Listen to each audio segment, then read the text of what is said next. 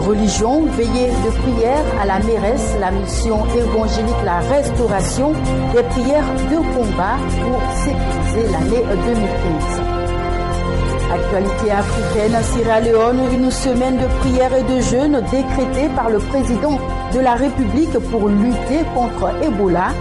Actualité africaine, Yémen, attentat sanglant contre des candidats à l'académie de police, au moins 20 personnes tuées. Et actualité internationale, économie, pétrole, les prix toujours en baisse. Bienvenue à cette nouvelle session d'information. Nous démarrons ce journal par la veillée de prière à la mairesse, la mission évangélique, la restauration, veillée de prière dirigée par le premier responsable, le révérend Amakou Yapo Paul Serge, des prières de combat pour sécuriser cette année 2015. Christian Brouillot nous en dit plus. Mercredi 31 décembre 2014, moment particulier à la mission évangélique La Restauration, en abrégé Mérest, dirigée par le révérend Amonkou Yapo Paul Serge. Les fidèles de la dite mission sont venus nombreux répondre à l'appel de leur père spirituel. Le révérend Amonkou est terminé l'année en beauté par des actions prophétiques afin de rentrer dans l'année 2015 sous de meilleurs auspices. Moment de réjouissance et aussi de combat, car comme nous enseigne la Bible, le diable rôde autour des enfants de Dieu comme un lion rugissant, cherchant qui dévorer. Combattre les œuvres de la malédiction, tel est le leitmotiv du révérend Amonkou Yapo Paul Serge. À cet effet, un programme spécial a été organisé et qui a respecté toutes ces tendances. Une occasion bien saisie par le révérend Amonkou Yapo Paul Serge pour situer l'objectif de ce rassemblement majeur. Alors que Dieu lui déclare comme quelqu'un de supérieur, toi tu pleures tout le temps, tu te lamentes, tu te rebelles. Alors que Dieu te considère. Et toi, tu ne te considères pas parce que tu as quelques difficultés. Les difficultés font partie des enseignements de Dieu. Tu ne vas pas y échapper. Tu ne pourras pas échapper aux difficultés. Tu ne pourras pas échapper aux épreuves. Autrement dit, Dieu ne va pas te lever. Dieu lève ceux qui sont passés par les épreuves. Et qui ont marché la tête de la mer. Malgré les épreuves, ils ont suivi Dieu. Ils ont réclamé Dieu. Après les différentes articulations, place au moment prophétique. L'homme de Dieu, loin de l'Éternel, sous la conduite totale du Saint-Esprit, a rendu le ministère par des moments de délivrance. Un moment particulier où les captifs sont libérés pour mieux aborder cette année 2015.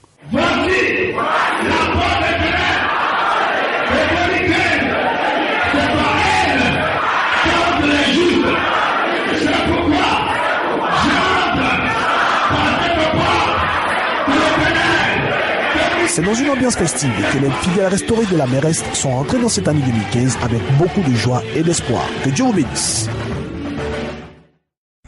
L'école internationale La Voix du Royaume a tenu sa toute première convention à Abidjan. Cette rencontre spirituelle d'envergure organisée par la MICHAS, la mission internationale chrétienne d'aide spirituelle et sociale dirigée par le prophète Ungoran Kwasi Nicolas, avec comme thème des trésors dans des vases de terre. Notre reportage.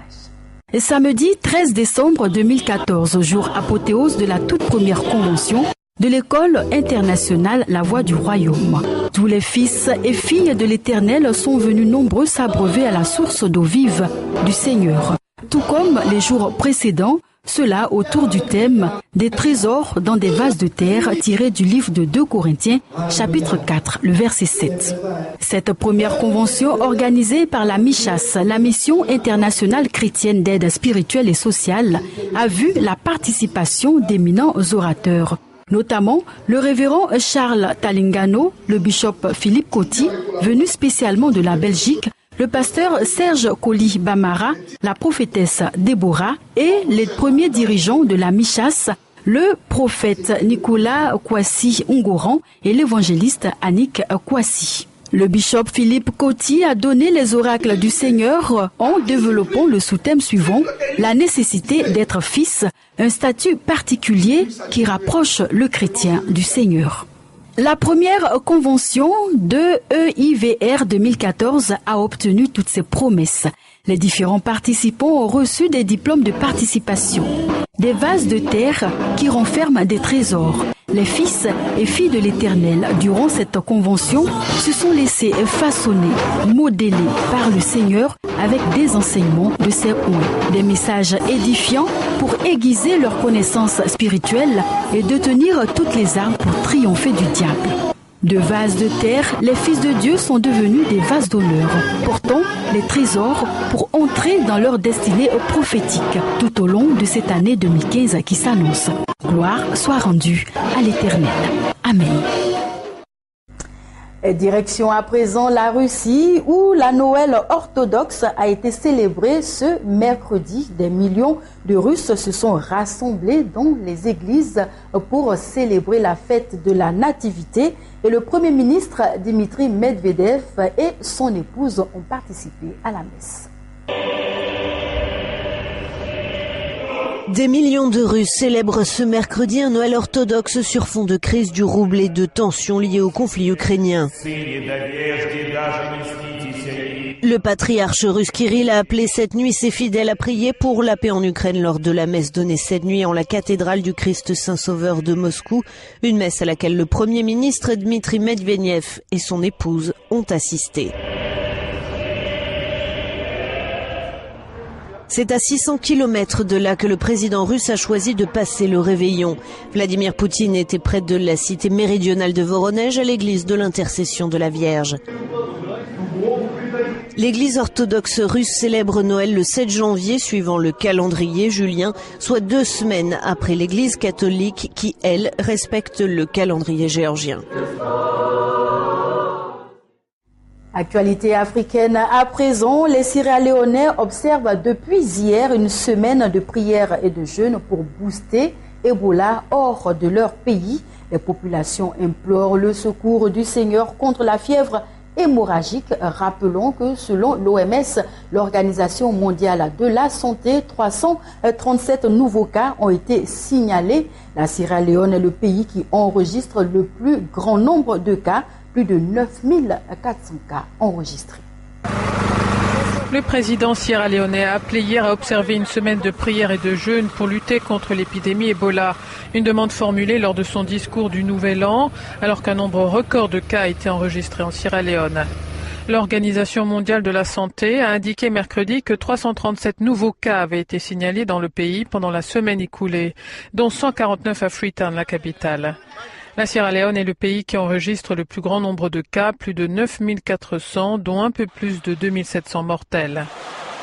Les effets de la crise Ebola seront ressentis pendant toutes les années à venir, a souligné Daniel Richards, analyste de la société Business Monitor.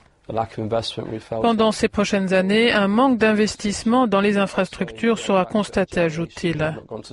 Une génération ne sera pas allée à l'école pendant une année et il y a des risques que certains n'y retournent pas du tout.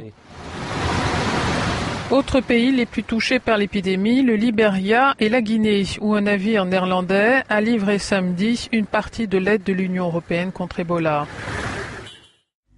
Le Yémen frappé ce matin par un coup d'État, la cible des candidats venus s'inscrire à l'académie de police dans le centre de Sanaa. Au moins 26 personnes ont été tuées et 50 autres blessées. Les terroristes ont ciblé des candidats venus s'inscrire à l'académie de police. Au Yémen, c'est un carnage qui a eu lieu dans la capitale ce matin. Au moins 25 morts et 50 blessés dans une explosion. La bombe a été déclenchée à distance, selon un responsable des services de sécurité. L'attentat a été commis, explique le correspondant de l'AFP sur place, à l'aide d'un minibus qui a fini en un amas de ferraille. Le dernier attentat commis au Yémen a visé dimanche un rassemblement de miliciens chiites à Damar, au sud de Sanaa, faisant 4 morts.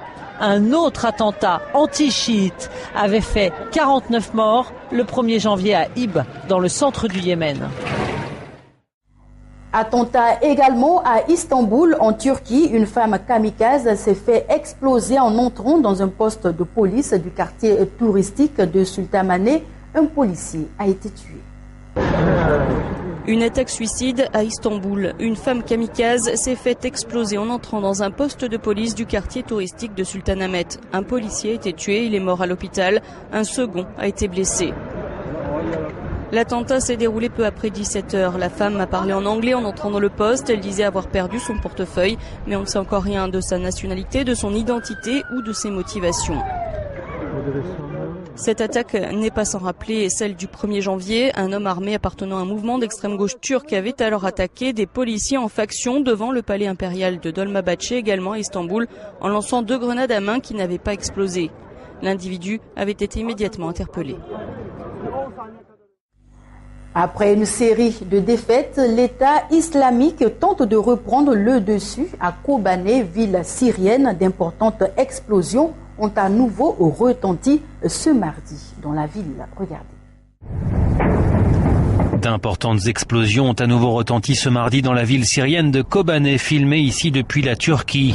L'organisation État islamique tente, à l'aide de chars notamment, de reprendre le dessus sur les Peshmerga qui contrôleraient désormais 80% de la ville. Les forces kurdes semblent poursuivre leur progression. Elles se sont emparées ces derniers jours d'un complexe administratif qui était tombé entre les mains des djihadistes. Les combattants de l'État islamique tentent depuis 4 mois de s'emparer de cette ville stratégique qui leur permettrait de détenir une large bande de territoire le long de la frontière turco-syrienne. Ils étaient parvenus à contrôler jusqu'à 50% de la cité avant de reculer progressivement sous la pression des Peshmerga et des raids aériens de la coalition internationale. Les combats ont déjà fait des centaines de morts dans les 2 camps. Et un mot d'économie à présent, les cours du pétrole sont toujours en baisse. Cette chute s'explique d'abord par la décision de l'Organisation des pays exportateurs de pétrole, l'OPEP, de maintenir son objectif de production et par la surabondance d'offres sur le marché. Le baril de Brent est descendu ce mercredi sous la barre symbolique des $50. C'est la première fois depuis 2009 qu'il repasse en dessous de ce seuil. Le Brent de la mer du Nord, la référence européenne du brut, a chuté jusqu'à 49,92 $ sur l'Intercontinental Exchange de Londres en début de matinée. Les cours du pétrole continuaient de reculer, mardi tombant à de nouveaux plus bas depuis 5 ans et demi à la suite d'informations suggérant que l'offre continue d'augmenter et que la demande reste faible. En cours de journée, le baril de Brent reculait jusqu'à $51,60 alors que le baril de brut léger américain enfonçait le plancher des $49. Les causes de cette tendance baissière, on les connaît. Les inquiétudes concernant les élections législatives en Grèce, la forte production pétrolière de la Russie qui a atteint en 2014 un nouveau record, celle de l'Irak au plus haut depuis 1980 et enfin celle des États-Unis. On ajoutera le renchérissement du dollar. Direction à présent Haïti où 5 ans après le séisme qui a frappé ce pays, la reconstruction se poursuit. De nombreux habitants ont été relogés et de nouveaux bâtiments gouvernementaux sont en cours de construction, mais des milliers de personnes continuent à vivre sous des tentes sans électricité et sans eau courante.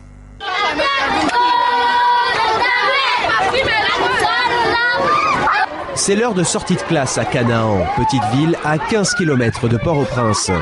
La présence de la caméra fait fuir certains enfants et en amuse certains autres. Mais derrière les sourires se cache une triste réalité. Après le séisme dévastateur qui a frappé Port-au-Prince en 2010, le gouvernement et les ONG ont installé en grande pompe Camp Corail pour accueillir les réfugiés. Mais à cause du manque de place, en quelques mois, des centaines de tentes poussent autour du camp. 5 ans après le séisme, Jouvence y vit encore. De nombreux habitants ont été relogés, mais lui doit vivre ici sans eau et électricité, et surtout sans travail. Ici, c'est pas comme à Port-au-Prince où tout se vend et s'achète. Ici, il n'y a pas de travail, il n'y a rien, donc les gens ne peuvent rien acheter. Aujourd'hui, pourtant, les avancées sont réelles. Exemple, ce complexe d'appartements, ouvert en 2013. Pour les autorités, de nombreux progrès ont été accomplis et presque tous les habitants de la capitale vivraient désormais dans des structures permanentes. 5 ans après, la reconstruction pour nous, c'est d'abord nos concitoyens qui vivaient sur les tentes. Tout de suite après le tremblement de terre, ils étaient 1 500 000 et nous en sommes à un peu moins que 70 000. Autre signe de progrès, les chantiers de construction de nouveaux bâtiments gouvernementaux. Mais l'ancien palais présidentiel, lui, reste toujours vide. Pour ce spécialiste d'Haïti, l'aide internationale est loin d'avoir permis à Port-au-Prince de se remettre, malgré les milliards promis. Une partie de l'argent que les gens ont promis de donner n'a jamais été donnée, donc elle n'a jamais vraiment existé. Des sommes importantes ont été dépensées pour des solutions temporaires qui sont arrivées très vite, mais qui n'auraient pas dû rester en place. Il n'y a pas eu d'investissement de long terme dans des infrastructures durables, donc ces infrastructures n'existent pas. En attendant, les habitants de ce camp ont commencé à transformer les lieux en abris semi-permanents, installant eux-mêmes des fondations improvisées, en espérant qu'elles résisteront bien en cas de nouveaux tremblements de terre. Et nous refermons cette édition d'information avec le Salon Tech de Las Vegas, la grand-messe américaine de l'électronique grand public. Et la star de ce salon, c'est la voiture autonome de Daimler. Regardez. Les journalistes présents à Las Vegas n'y sont pas pour aller jouer au casino, mais bien pour le Consumer Electronics Show, la grand-messe américaine de l'électronique grand public. Dans les drones, les voitures ou les vêtements intelligents dits wearables, étalés sur écran géant ou miniaturisés dans les capteurs des objets connectés, les technologies présentées à Las Vegas transcendent tous les aspects d'une vie toujours plus connectée. Mais apparemment, la vedette de ce salon, c'est la voiture. La voiture autonome va occuper une large place au salon de Las Vegas. Tous les constructeurs importants sont présents ici. Ils sont là pour montrer comment fonctionne leur voiture avec votre montre connectée, votre téléphone, comment elle parle avec des choses comme le service de parking automatique. Vous n'avez juste qu'à demander à votre voiture de venir, vous cherchez, et elle le fait. La reine de ces voitures intelligentes est incontestablement la Mercedes F015 de l'allemand Daimler qui présente à Las Vegas un prototype capable de rouler sans chauffeur pour laisser les 4 passagers s'asseoir face à face. La voiture a encore un volant, mais le siège du conducteur peut pivoter. Les passagers des 2 sièges avant peuvent ainsi s'asseoir le dos à la route, faisant face aux passagers arrière. Madame, Monsieur, bien-aimés, c'est ici que prend fin cette édition d'information. Ce journal vous a été présenté par l'ensemble de la rédaction. Le programme se poursuit sur la chaîne des Bénis. Que Dieu vous garde.